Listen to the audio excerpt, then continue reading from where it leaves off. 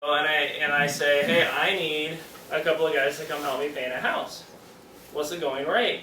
And they're like, oh, it's already afternoon, so it won't get dark till 9, so, $50 for each of us. Okay? And I said, well, I need you to help me pick out, because I don't think I got the right materials. So we go on Home Depot, they get me the right brushes, they give me the right paint, we roll back. They had 3/4 of the house painted that night, and by noon the next day they were done.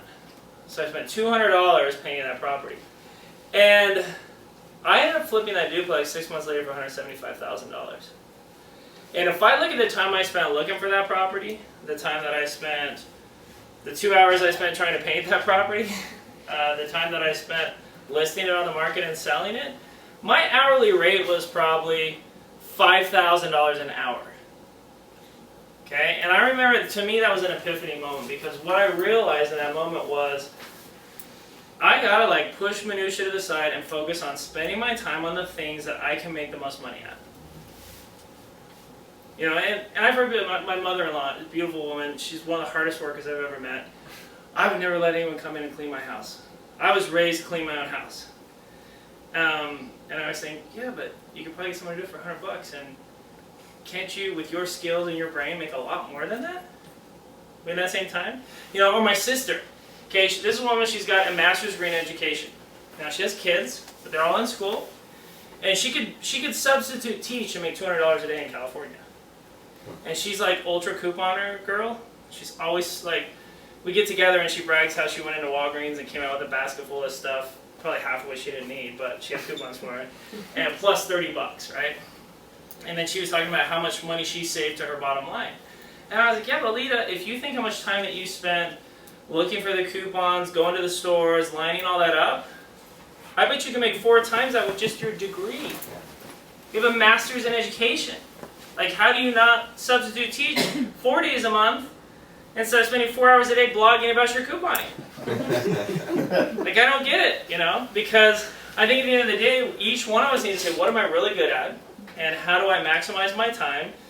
Because at the end of the day, we buy a franchise, we go to auctions, we buy and sell cars because we think that that's the highest and best use of our time to make money, right? Now some of us, like my sister-in-law's boyfriend, he owns a high-performance motorcycle shop in Brownsburg, and he loves building racing bikes, okay?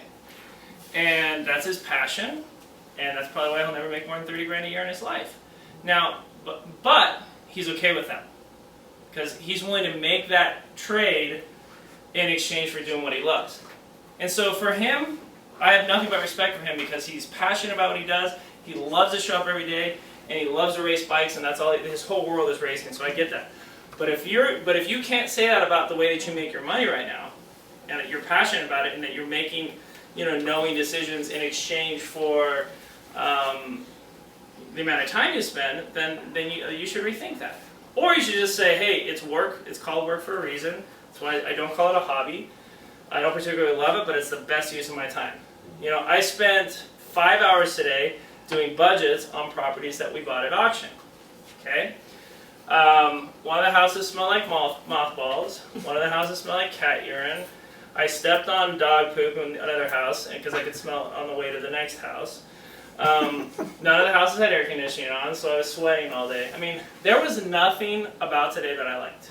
Okay? I hated all of it. And not to mention the fact that I hate being alone, because I'm very extroverted, so I always want to be here at the office, hanging out with staff.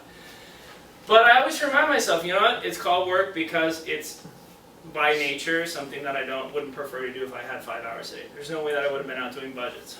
But I found that when I do budgets on our properties, and if I do 10 budgets, and my brother, who's one of our contractors, does 10 budgets, it's about a $20,000 swing, high or low, in what his totals will be and what my totals will be.